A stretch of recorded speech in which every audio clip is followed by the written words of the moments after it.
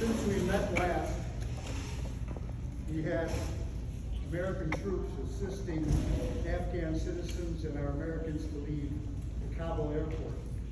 During that evacuation, we lost 13 of our bravest. If we could have a moment of silence for them, please.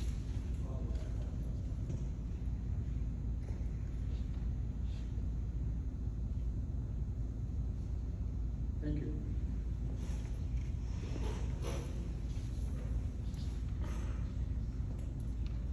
May we have roll call, please? Mr. Magny? Here. Ms. Jacobs?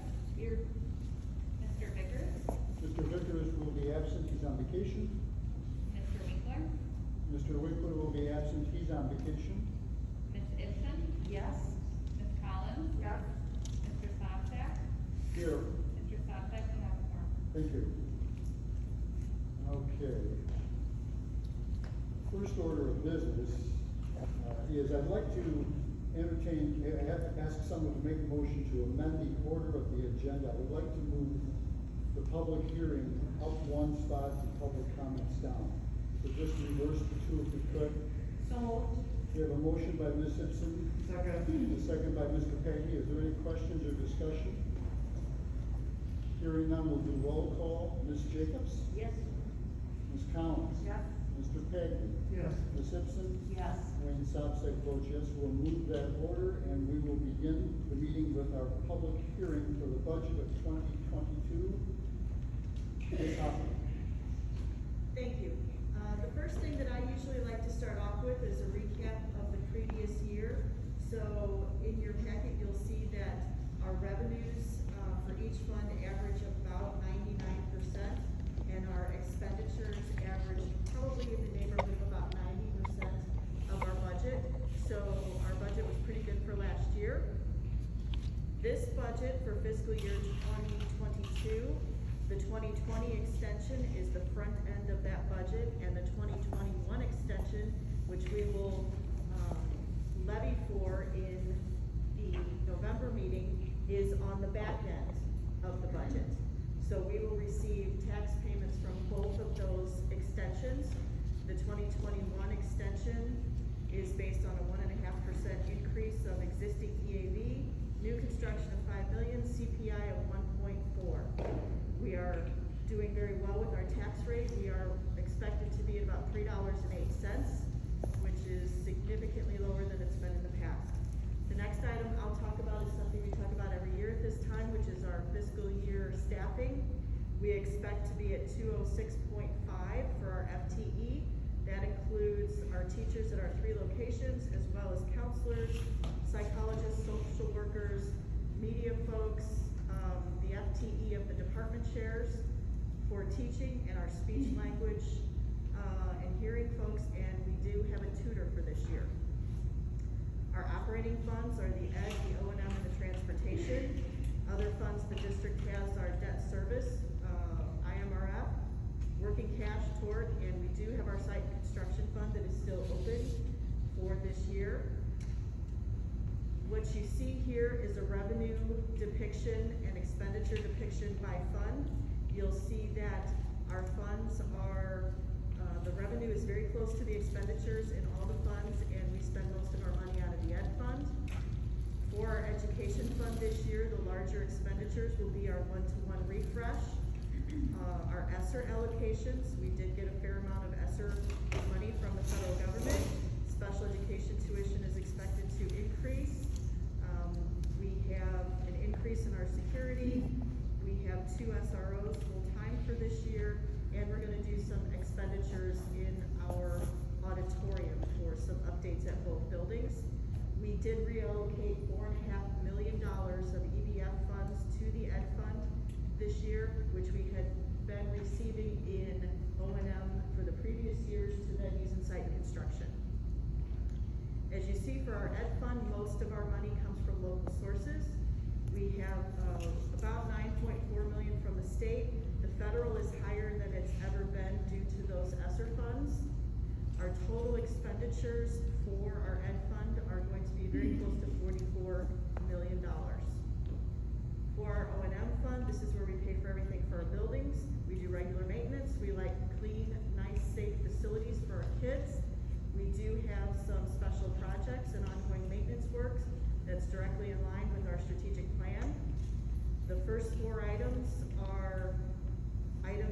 completed this summer, the roof, asphalt, track, and univent replacements at Antioch.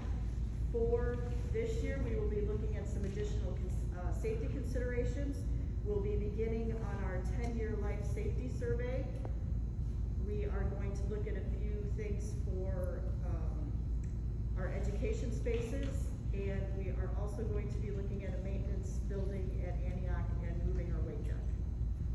For our O&M fund, our local funds that we receive is the highest amount.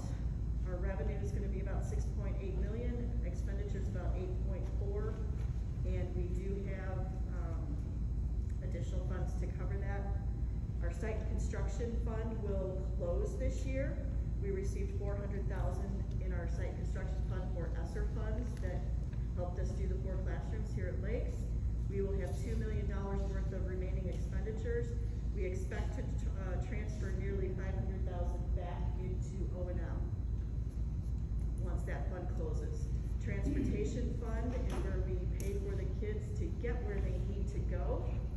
Our revenue this year is projected at about 3.2. The local and state revenue is very similar in value. We're gonna put a little bit as well of our federal funds into there for our transportation of summer school kids.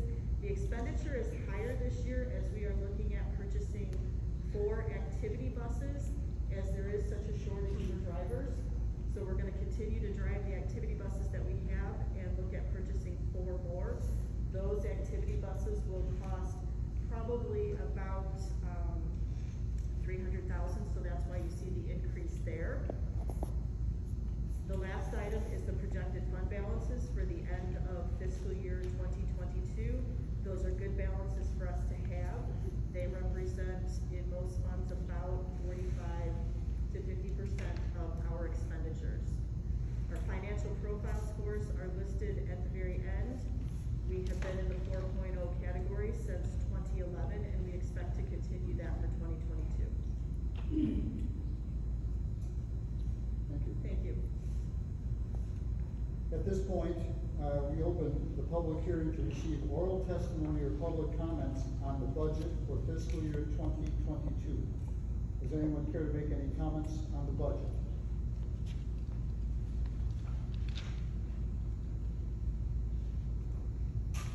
At this point, I will ask for additional comments from Board of Education members on the fiscal budget for 2022. Any board members have any comments or questions? Sounds good, Jennifer, thank you. You're very welcome. Really nice. Is that the only thing you're asking the non-public audience is for this year? Yes, right now.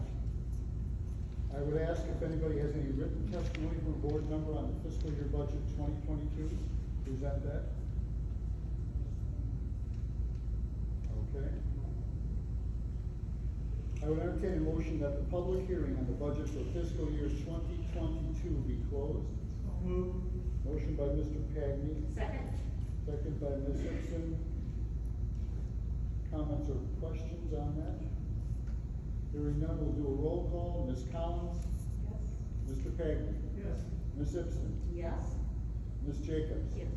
Wayne Sobczak votes yes. The public hearing is closed. Thank you. Before we go to public comments, I missed a statement that I routinely make at the beginning of the meeting. Bullying, harassment, racism, sexism, and hate speech have no place in Community High School District 117. Community High School District 117 is committed to creating a rich, equitable, and respectful learning environment for all. We believe in our mission statement, which is ignite passion and discovery in every student. We will continue to develop ways to extend the thinking, learning, and opportunities for all of our students, our staff, and families. To that end, it is critically important that we are explicit in stating that bullying, harassment, racism, sexism, and hate speech of any and all kinds are not acceptable and have no place in our district. Please work with us to discourage, report, and address these harmful behaviors. We will now begin the public comment section. I'll give you the procedures. The opportunity to speak to the board is provided for members of the public who have a comment to make about business of the board. The board appreciates hearing from the stakeholders and values your thoughts and questions. The board strives to make the best decisions for the district, and public input is very helpful. The board must protect the civility and decorum of this meeting. Please be respectful for the duties of the board and the democratic process in your comments tonight. Please state your name and address your comments to the board. Please limit your comments to 3 minutes. Please be factual and courteous, and the board requests that you not make statements that are personally disrespectful or condescending to board members or staff. To that extent, multiple speakers are addressing a single issue. The board president, myself, reserves the right to limit the number of speakers making public comment of a repetitive nature and or limit the amount of time for public comment. The board does not respond to comments or attempt to answer questions during the public comment period. I've got a few names here. We'll begin with Mr. Steve Cooper. Could he come to the microphone?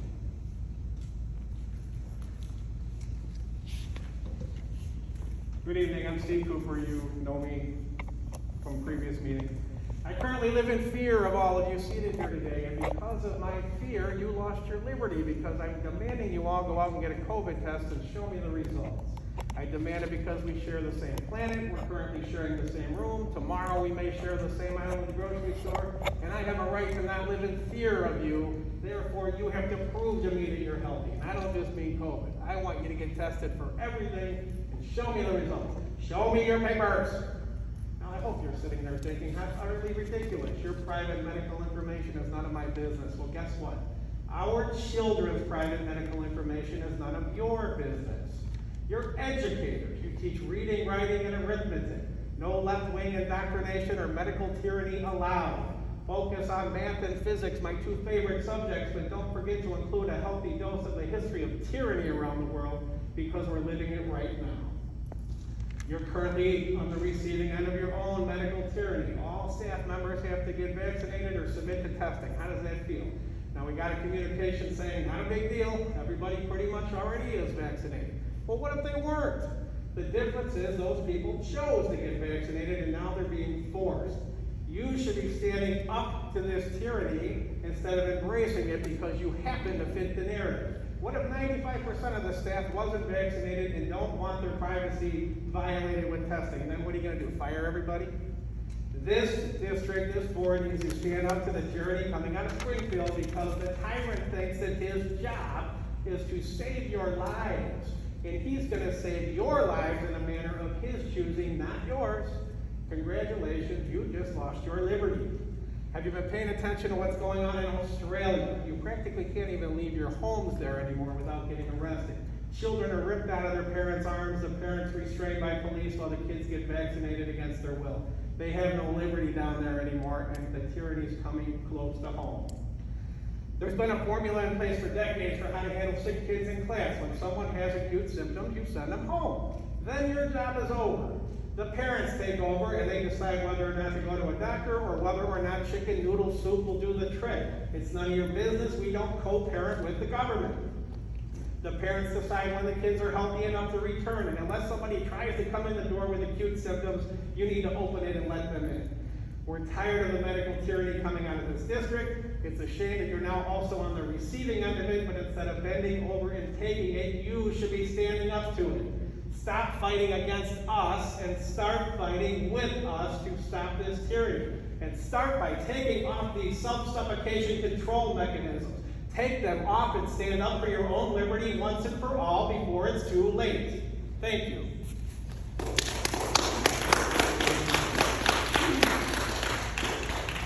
you for your comments. Nick Picard. It's all right with you. I was gonna have a seat here because I don't want to lose my place. I got quite a bit to read here. Try to limit to 3 minutes, please, though. Absolutely. I'll tell you what. Try to win here. Good evening. My name is Nicholas Picard. My pronouns today are they and them. I live at 1198 Bay Shore Drive in Antioch. My family and I were transplanted to Antioch via my final military transfer in 2009. We immediately fell in love with this community due to its small town charm and seemingly wholesome American values. After retiring from the military, we decided to make Antioch our forever home. And we've had 2 of our children proudly graduate as Sequoias, with a 3rd currently in his senior year. Sadly, the last 2 years have highlighted that I was very wrong, at least in regards to my assessment of the values of local leadership, school administrators, and many of our teachers. As horrible as last year's remote learning was, it exposed to many of us parents just what kind of indoctrination was going on in our children's classrooms. While it's no secret that the teaching profession is left-leaning, to say the least, many of our teachers have been unable to keep their own political leanings out of the classroom. During remote learning, I had to listen to my son's English class encourage their students to critically analyze only pro-Trump and conservative slanted articles to highlight the impacts of conservative yellow journalism. Additionally, I've had to listen to my son's Spanish class speak about white privilege and Black Lives Matters. How is this relevant to Spanish? It's not. I want my kids to learn, not to be indoctrinated by leftist ideologies. There's absolutely no reason our children should know the political leanings of our teachers. And while they might not explicitly state their support for a particular party, they certainly use the appropriate dog whistles within their classroom to promote their political leanings on impressionable children. This kind of indoctrination has fostered an environment which led to recent ridiculous campaigns to remove the term Sequoia as our mascot due to cultural appropriation. It's ridiculous, but not surprising, given what is being pushed on our children by today's teachers. Nevertheless, as parents, my wife and I have used this as a learning opportunity to teach our son how to operate and still succeed in a largely leftist organization. Nowadays, this is a valuable skill to have, as I'm certain that he will encounter much more of this in his life. It's just sad that any person deemed to be to the right of Chairman Mao is now treated as a pariah by many in our educational system today. Although I expect little to change, I'm asking you to please remind your staff to keep political bias out of the curriculum. Moving on. It's no secret that the policy surrounding masking, like so many others, has now also become a partisan issue. Now, I'm not some science-denying lunatic that is against masking when appropriate. I have worked and continue to work with COVID patients for the last year and a half on a daily basis. And I use the appropriate PPE when interacting with any person with a respiratory illness. That being said, I'm 100% against mask mandates for healthy students. Let's cut the BS and acknowledge this as the political theater that it truly is. This is pure virtue signaling to others, indicating that you are in support of the current political regime. Every single one of us knows that masks are uncomfortable, distracting to learn in, challenging to breathe in, and do next to nothing in preventing any viral respiratory illness. There's a reason we wear N95 or greater when dealing with actual infected persons and not these silly fabric masks.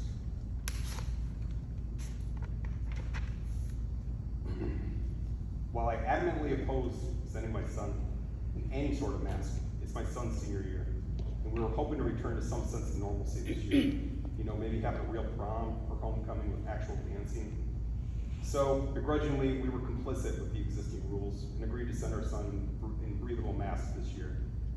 For the first 3 days he attended, my son was sent to the dean's office by one of your indoctrinators for wearing a mask that was deemed too thin. He was forced to change it twice. But on the 3rd day, my son, he got the courage to ask to see how this mask actually violated the school's mask policy. He was informed by his dean that it did not, in fact, violate the mask policy, as there was no specific mask policy, and was allowed to continue wearing his mask approximately 1 week. 1 week later, again, he was sent to the dean's office, and this time he was instructed that he had to change his mask Mr. once Carter, again. I've got to ask you to stop. You've been about 5 minutes, and I've got other speakers. Can you give me 1 more minute? I'll give you 30 seconds. So my question to you, why is my son being bullied by staff and being told to change his mask to one that they deem more suitable? Who is the mask czar that will be determining what masks are permissible? Why is he being pulled from his classroom to address something that is not in any of the so-called mandates or school policies? These arbitrary and very subjective requests are complete nonsense. Please either show me the specific mask policy that he's violating or leave my son alone to continue his education in his breathable mask. Lastly, to the students of District 117, what happened to the rebellious teenagers trope? Where are the walkouts at? Where are those kids that fought against the man and stood up against the powers that be? To me, it seems like the rebellious teen spirit has died, or at the very least been co-opted to push other agendas. So many of you think you're rebellious by dyeing your hair blue, putting a rainbow in your, or BLM in your profile picture. My question to you is, how is being a conformist NPC that simply parrots and embraces big media and government Mr. Picard. rebellious? Thank you. You guys have power. Use Thank it. you for your comment. Rebel.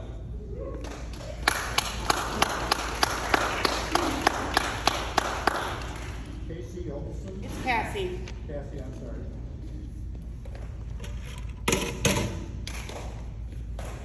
My name is Cassie Olson. I live at 301 Windmill Creek Drive.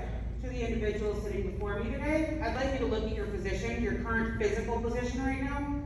Every single parent that has been here to speak up for their children's rights has stood. All you do is sit. I have seen yet not one single board member stand up for what you know is right. If there is a board member that would like to stand up for what is right, I promise you, you will have support behind you like you would not believe. As a society, we are at a pivotal moment, and we are completely divorced from science, and furthermore, unfortunately, logic, which is sad. You have all lied outright to us repeatedly.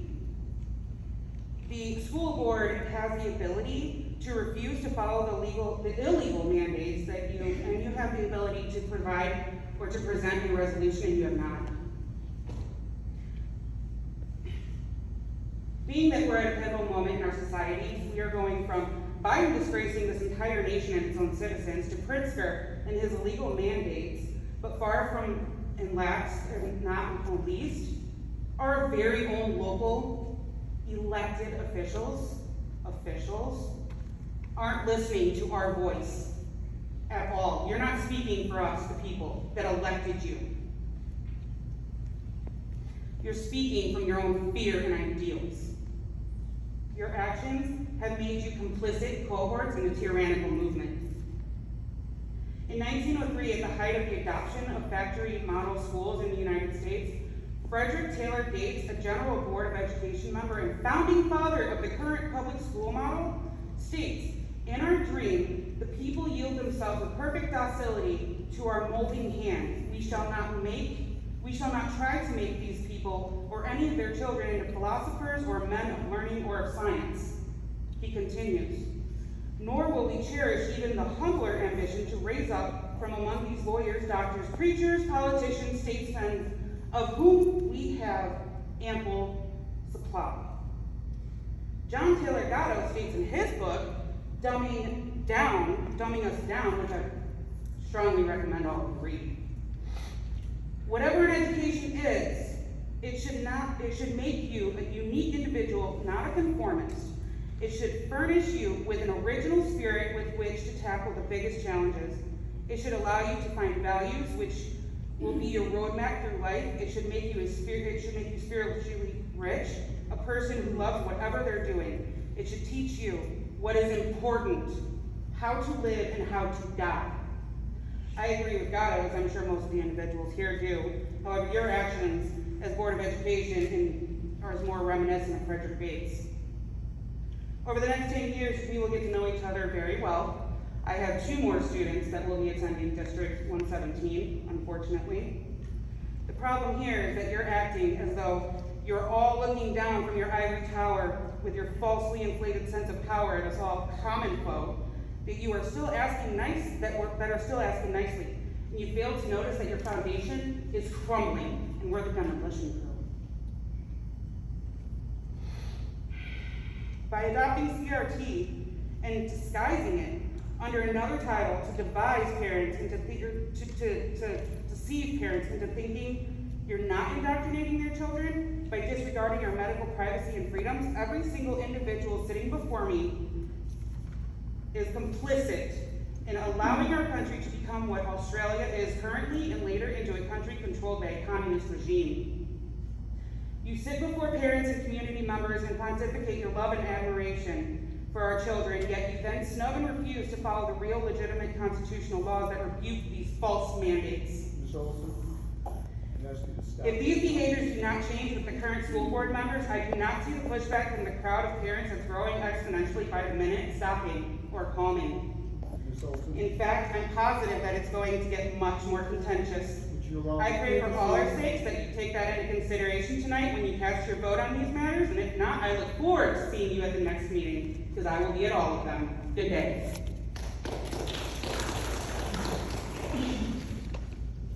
Jennifer Evansburg?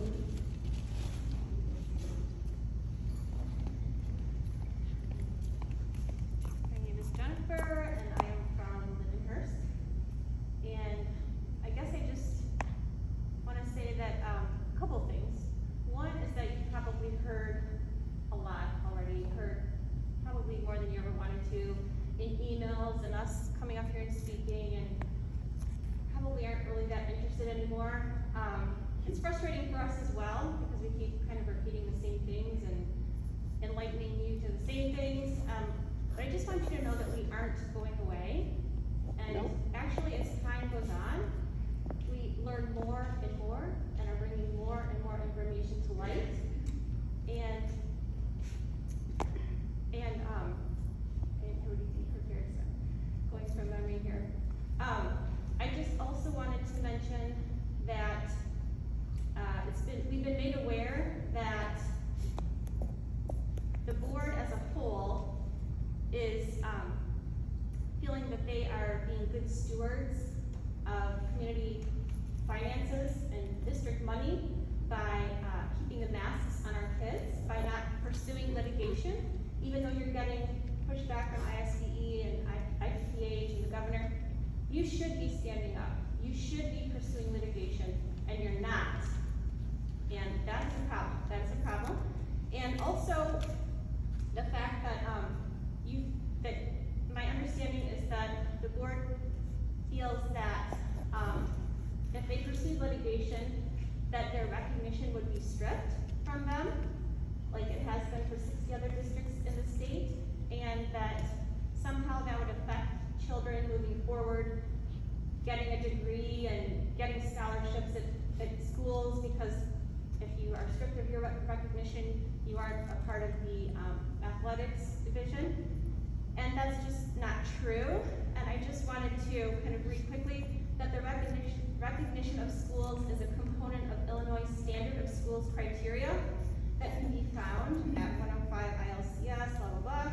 The required standards address 8 general areas: lighting, ventilation, blah, blah, blah, blah, blah.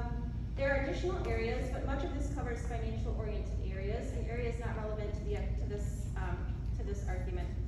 So, for argument's sake, suffice it to say that there is no area or criteria that enables or allows the ISBE or the governor or anyone else to remove recognition status of a school, suspend it, or even jeopardize the school's recognition for failure to comply with the unlawful mandates, including not wearing masks, etc. The recognition process and/or the placing of a school on probation or for stripping a school of its status for not meeting standards for recognition is lengthy, somewhat complex, a long process, and requires procedures, hearings, etc. The loss of recognition and any subsequent actions as a result of that loss cannot and does not happen with a mere issuance of a decree or due to not forcing unlawful mask mandates on students. As well, should a school, after the process, lose recognition status, it is placed on probation and entered into a program to renew its recognition. In the process, there is nowhere in this section of the code that jeopardizes, eliminates, or renders a student's diploma or education worthless or meaningless, or that has any negative effect on a student's future education. Should the school eventually be determined not to be able to provide minimum education needs, students would simply be afforded other opportunities or redirected to another school to complete their education. It would have no effect on their graduating status. As far as sports or extracurricular programs, unless there is language in the school code, there is really nothing tied to recognition status that affects these areas either.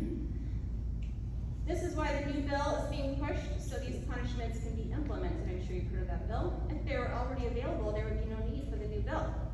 I also want to make you all aware of your role in all of this in masking our children and keeping them masked. Ms. Evansburg, can you 30 seconds? Okay, official misconduct. You are guilty of official misconduct. That's when a public officer or employee is in his official capacity or capacity as a special government agent. You intentionally or recklessly fail to perform any mandatory duty as required by law. When board members, superintendents, and/or Board of Education and IDPH employees enforce and attempt to enforce rules, policies, mandates, etc. that are not lawful, they can be guilty of official misconduct. It is a Class 3 felony, jailable. Masks, vaccines, and all COVID tests are only approved by the FDA by pursuant to the Emergency Use Authorization Act. The federal law providing those authorizations states individuals must be given the option to refuse administration of such.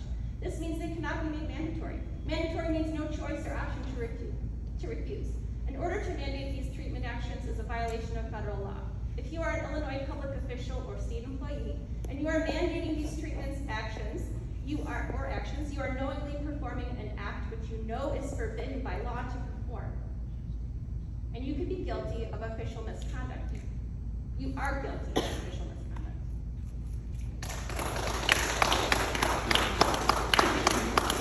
Thank you for your comments. Are there any other comments before we move on the agenda? Yes.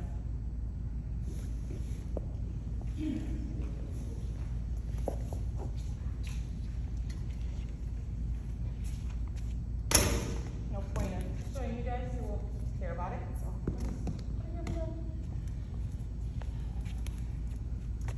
The local school board grew out of a town meeting dating back more than 200 years. Times have changed, but the basic function of school boards today remain the same, to provide local citizen control over education. Let me say that again, education, not my child's health or medical information. Oh, that's better. At a point close to the parent and child as possible.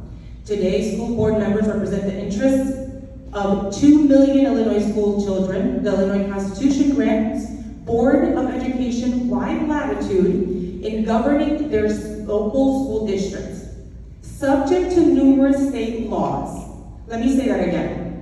Laws, duly legislated laws currently in place, not HB 2789, which is still in the Senate and has not passed. And since that did not pass, Representative Gonzalez decided to put in HB 4135, which he says, what does he like to say? Let's see, solidify his authority. That means they have no authority.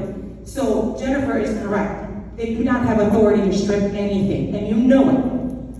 I was going to ask a question of the board, but you made it clear that we cannot ask the question, so I'll pull it out with a FOIA. But let's be honest, this has nothing to do with COVID or public health. It's all about the money following federal and state protocols. And if you don't believe me, you can look up the American Rescue Plan Act. You can also look up when Illinois Department of Education applied for the funds for it, and you can see when Governor Pritzker made his announcement for the mandate and when you all accepted it. Are the board current courts in the last few weeks, 4 courts to be exact, have ruled districts cannot quarantine healthy children. As of today, District 117 is still quarantining healthy children. Do you know that masks are also a quarantine device, which is against the law? Are you also aware that the Senate is looking into charging Dr. Fauci with premeditated mass murder for his COVID protocols, which the CDC has been following? And actually, if you actually look at the current CDC guidelines, which Mr. McKay keeps pointing out to me, and the Illinois Department Health guidelines, they do not mandate anything, they still recommend. So I'm curious what we're following if they still recommend. I have it here if anybody would like to see. And I'd also like to point, Mr. McKay keeps referring to a bunch of laws in his emails and emergency plans, but are you also aware Section 7 of the emergency powers states the governor shall have and may exercise for a period not to exceed 30 days the following emergency powers? We're going on 17 months. So no, what he is mandating is no longer lawful.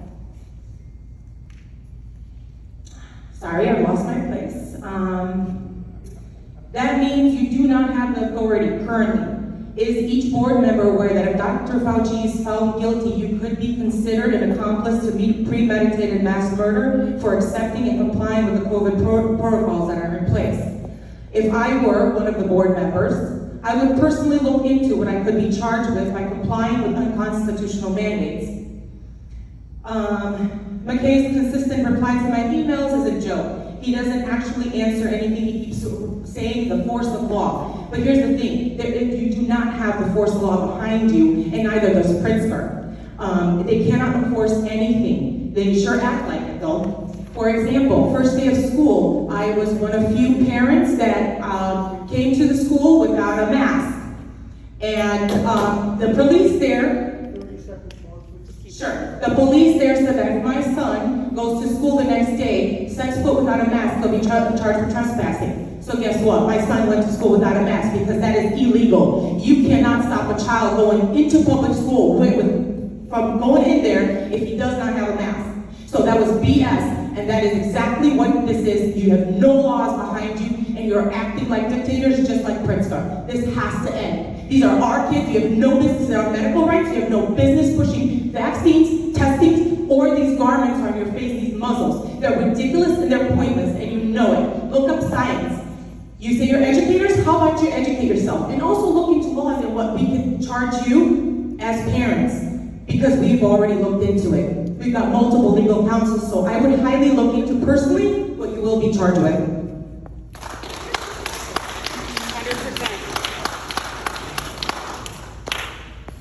May we have your name for the record? You didn't state your name. Your name. Thank you for your comments. Any further comments? Yes, sir.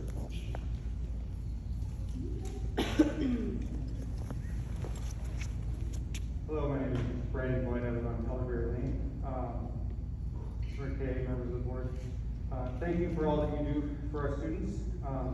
I and my family personally support the work that you do and your choice to follow the governor's advice and mask mandate.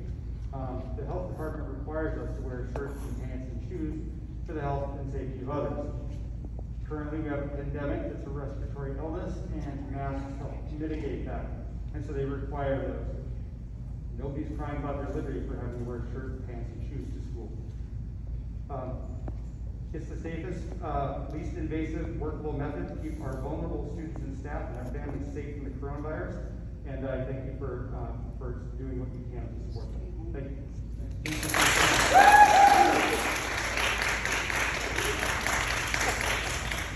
Any other comments? Thank you all for your comments. We'll move on to the agenda. At this point, we have several presentations, and we're going to begin with the curriculum instruction and instructional coaching. You have the floor. Good evening. I am Jacqueline Orwell, the Assistant Principal for Curriculum and Instruction at EIN, and I'm going to turn the mic over to George to start. Good evening. So I'm George Owen, Assistant Principal of Curriculum Instruction at Lakes. Joining us are 4 of our instructional coaches from the district. They will be talking shortly about their work that they do in order to support student achievement. We wanted to start by actually taking you backwards a little bit. After our 2 planned institute days, you gave us permission to use 2 days for instructional remote learning planning. And that was critical to the work that our teachers were doing. We started by taking our existing learning targets and streaming them down to our essential learning targets. We did that under the guidance of the state of Illinois. They had published essential targets to help us, and through the expertise of our staff. Now, while we had students in the building from day 1, all instruction was virtual, and that required a tremendous adjustment for our teachers. And through the work of instructional coaches, through our tech coach, through real-time professional development that was available to our staff, through our evaluation tool, Charlotte Danielson put out specific guidance on how to instruct virtually. We shifted all of our instruction to give effectively to our students in a virtual environment. Now, knowing that we had altered our curriculum to meet the needs of last year, We also recognize that we need to start really looking seriously at our curriculum. So in November, Jacqueline and I brought forward a team of department chairs to reevaluate our curriculum review cycle. What we landed on is a plan that will be able to move forward and will be able to stay with us for years, but it follows our CRIS methodology of plan, prepare, engage, reflect. And so the first year that a new course is proposed and approved by you, we will spend time unpacking those learning standards that are coming nationally and from the state. We will identify common formative assessments. We will identify common summative assessments. And we will make sure that that information is going to be ready to be rolled out for the next 2 to 4 years where it's in the engaged stage, where it's going to be rolled out, we're going to be assessing what's happening, we're going to be providing professional development as needed and tweaking those assessments. When the time is right, we will then get into a reflection period on that course. We will look for a gap analysis. Where are we missing standards? Where are we missing things that are addressed in state assessments? So I'm pleased to say that that curricular review cycle is in process now. That is something that we are using as curricular decisions, moving forward in new courses and evaluating existing courses. We had a tremendous bell schedule last year that allowed for the situation we were in. We had an hour every single day where staff had office hours to support the needs of students. We had every Friday specifically dedicated to students that needed extra support in whatever way that happened. But we also realized there were more students in need. And so you were able to grant us the ability to run an evening tutoring program 2 nights a week, 1 night at each school, where students had the ability to come in and work with our experts. And while there was tutoring content-wise happening, we were also spending a lot of time supporting students in navigating Google Classroom, talking to our students about a lot of executive functioning skills, trying to give them the tools to be successful without the evening tutoring program. And then finally, Jacqueline and I led the department chairs in second semester through an activity and their exercises to develop SMART goals that are going to kick off this fall. We've adjusted the learning targets, so now how do we continue to adjust the instruction and the future learning? Jacqueline's going to address that as we move forward. Now, all of this work that we did last year could not have happened without clear and understandable curriculum. Understandable to our students, understandable to our teachers. That is how our curriculum is designed in this district. Ever since Dr. McKay has been here, he has repeatedly stated and enforced a guaranteed and viable curriculum in this district for both schools. And what that means is all students are afforded the opportunity to learn through access of highly qualified teachers and similar content, knowledge, and skills. When I say skills, those are the learning targets. So we've heard it tonight, we've heard it several times, questions about critical race theory. Critical race theory is a framework